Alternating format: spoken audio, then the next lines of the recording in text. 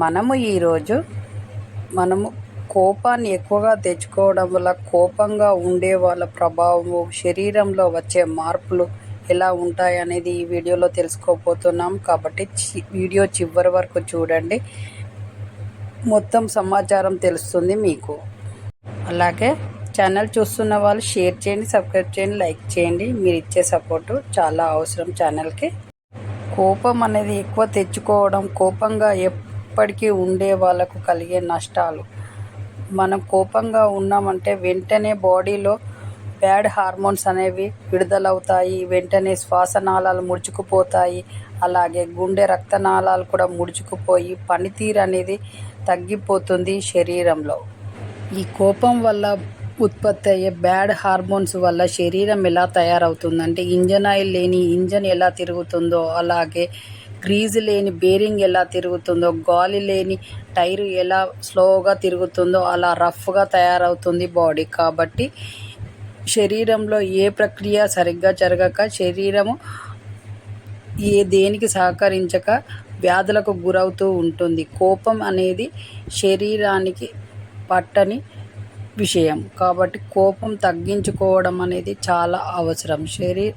మన కోపాన్ని తగ్గించుకోవడానికి ఎన్నో పద్ధతులు ఉన్నాయి. అందులో ధ్యానం చేయడం, యోగా చేయడం. మన ఛానల్లో కోపాన్ని తగ్గించడానికి ఎన్నో యోగ ముద్రలు ఉన్నాయి, వెళ్ళి చూడండి.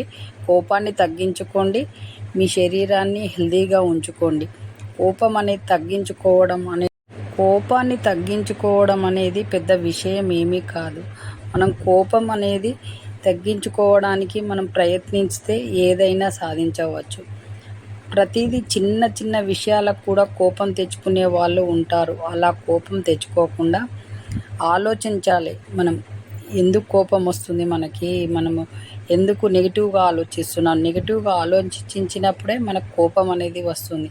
కాబట్టి పాజిటివ్గా థింక్ చేయడం వల్ల మనకు కోపం అనేది తగ్గుతుంది, పాజిటివ్నెస్ పెరుగుతుంది. కాబట్టి బాడీలో మన బాడీ స్లోగా మంచిగా హెల్తీగా ఉంటుంది, చల్లబడి ఉంటుంది బాడీ. కాబట్టి మనకు కోపం అనేది తగ్గుతుంది. కాబట్టి మనం ఆలోచన విధానము నెగిటివ్గా కాకుండా పాజిటివ్గా ఆలోచించడం వల్ల కోపం అనేది తగ్గుతుంది.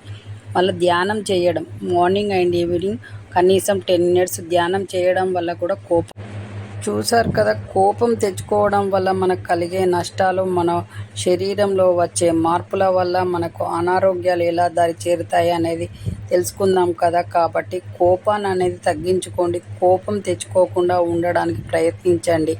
కోపంగా ఉన్న వాళ్ళని కూడా మార్చడానికి ట్రై చేయండి. దానివల్ల వాళ్ళకు ప్రయోజనం ఉంటుంది, మనకు ప్రయోజనం ఉంటుంది. కోపం వల్ల వచ్చే ప్రయోజనం ఏమీ ఉండదు, అన్నీ నష్టాలే తప్ప.